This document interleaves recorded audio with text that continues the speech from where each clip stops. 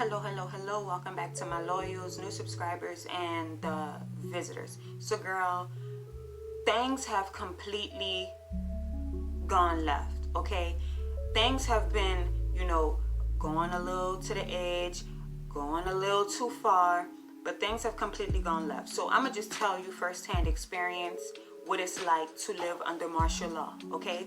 Now, I know that, you can research, you can read, you can find definitions and things like that, but as we know, the reason why we're in this situation now is because we're told one thing regarding laws and then we're experiencing another thing, right?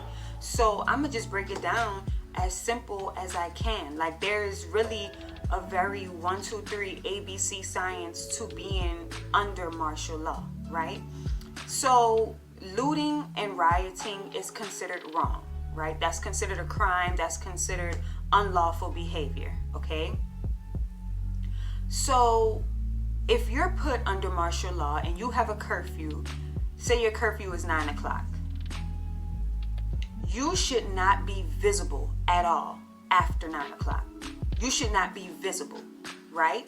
And when I say you should not be visible, that means you're not sitting on your porch, you're not sitting on your grass, you're not taking trash to the dumpster, you're not, doing anything regarding your car, going and looking in the mailbox. Like, you should not be visible. Don't think just because you own your property that it's okay for you to be outside.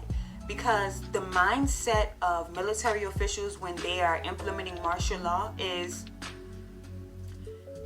there are boundaries that are now being set, right? There are boundaries that are being set, and that's why a curfew is implemented.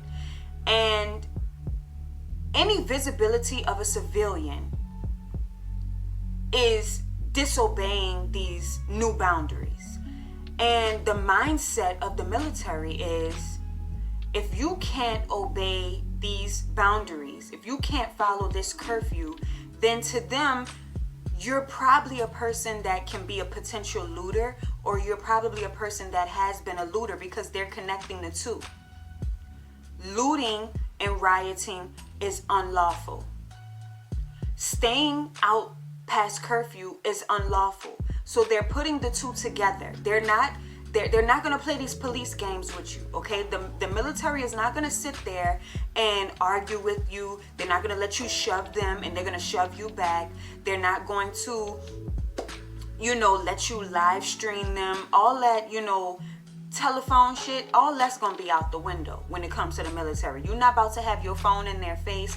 You're not about to argue with them. They're just going to do their job, okay? Because they have a totally different mindset, and they've been given instructions to go to extreme measures to control the community, right? Extreme measures can be simply jailing you. Extreme measures can be killing you, right? So if you want to survive martial law, the best thing for you to do is not to be visible. That's the easiest thing for you to do, is not to be visible. And when I say stay inside, I mean stay behind the door. And I'm really not fearful of martial law. I'm not even fearful of the military, because they are actually more disciplined, and they are more skilled to deal with civilians than police officers.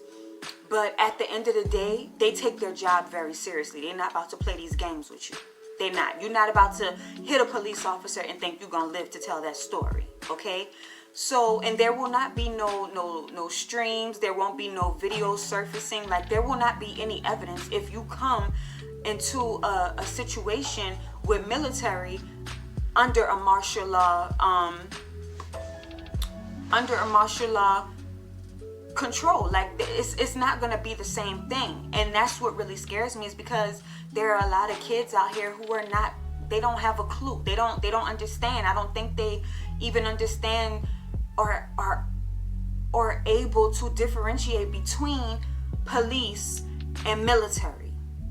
It's two different beasts, okay? Two completely different beasts.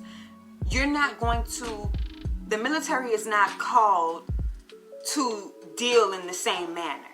Like, you have to understand that they're called to do shit a whole different type of way, and that's how they gonna do it. And you know, the only thing that I can say besides that is always have identification on you. Always have your identification on you to prove that you are a resident of the city, county, parish, wherever you are. Always have identification, because they're trying to weed out the troublemakers. And there are a lot of people, a lot of out-of-towners who come to cities that are out of control to stir up trouble. And so the identification will be a savior for a lot of people if they do come into contact with military and there is some type of misunderstanding.